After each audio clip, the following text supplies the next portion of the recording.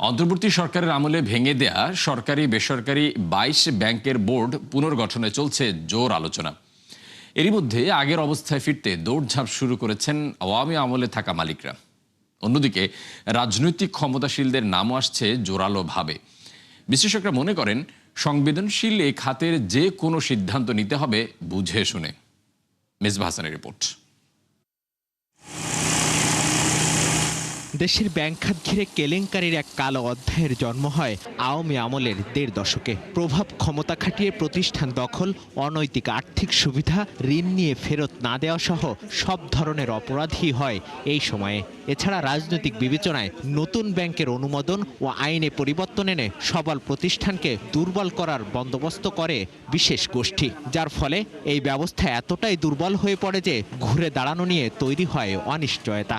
আমরা শক্তিশালী একটা অবস্থানে নিয়ে যাব। এমন বাস্তবতায় অন্তর্বর্তী সরকার দায়িত্ব নিয়ে গভর্নর হিসাবে নিয়োগ দেন অর্থনীতিবিদ আহসান এইস মনসুরকে, যিনি সুশাসন ফেরাতে ৬ মাসের মধ্যে ভেঙে দেন বেসরকারি ১৪টি ব্যাংকের বোর্ড, যে তালিকায় ছিল ইসলামী ব্যাংক, ইউসিবি, ন্যাশনাল, এনআরবিসিও। অন্যদিকে Exim, First Security, SIBL, Union ও গ্লোবাল ব্যাংককে একীভূত করে তৈরি হয় সম্মিলিত ইসলামী ব্যাংক। তবে রাজনৈতিক সরকার ক্ষমতায় আসার পর আবারও আগের মালিকানা ও আস্থায় ফেরার গুঞ্জন শুরু হয়েছে বেশ কিছুদিন ধরে।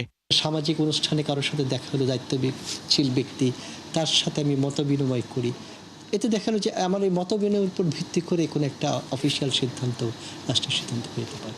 ওরকম ইনফরমাল ওয়েতে সিদ্ধান্ত হলেও হতে পারে, কিন্তু অফিসিয়ালি কোনো প্রস্তাবনা আসেনি। প্রয়োজনের প্রেক্ষিতে পরিবর্তন, এটা একটা স্বাভাবিক ইস্যু।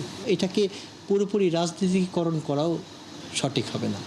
শুধু বেসরকারি নয়, ইউনূস সরকারের আমলে সরকারের ৮ ব্যাংকের পর্ষদ ভেঙে দেয় আর্থিক প্রতিষ্ঠান বিভাগ, যেখানে কোনো কোনো ক্ষেত্রে নিয়োগ দেওয়া হয় সমালোচিত ও প্রশ্নবিদ্ধ লোকজনও। ফলে বিএনপি ক্ষমতা নেওয়ার পর সেখানেও আমূল পরিবর্তনের আভাস মিলছে বেশ কিছুদিন ধরে। নির্বাচনের পরে প্রথম সরকারের যে মন্ত্রিসভার নতুন সরকার এসেছে, এর মধ্যে রাজনৈতিক ক্ষমতাধর ব্যক্তি ও পেশাদারের নামও এসেছে বিভিন্ন মহল থেকে। বিশ্লেষকরা মনে করেন, অর্থনীতির জন্য অত্যন্ত সংবেদনশীল এই খাত পরিবর্তনের সিদ্ধান্ত নিতে হবে বিচার বিশ্লেষণের মাধ্যমে।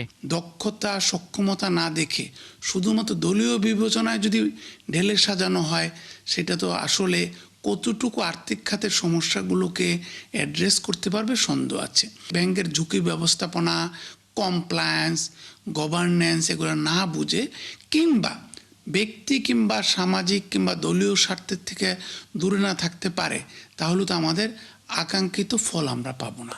বর্তমান সরকারি বেসরকারি মিলিয়ে তফসিলিভুক্ত ব্যাংকের সংখ্যা ৬১টি। মেজবাহ হাসান, ৭১, ঢাকা।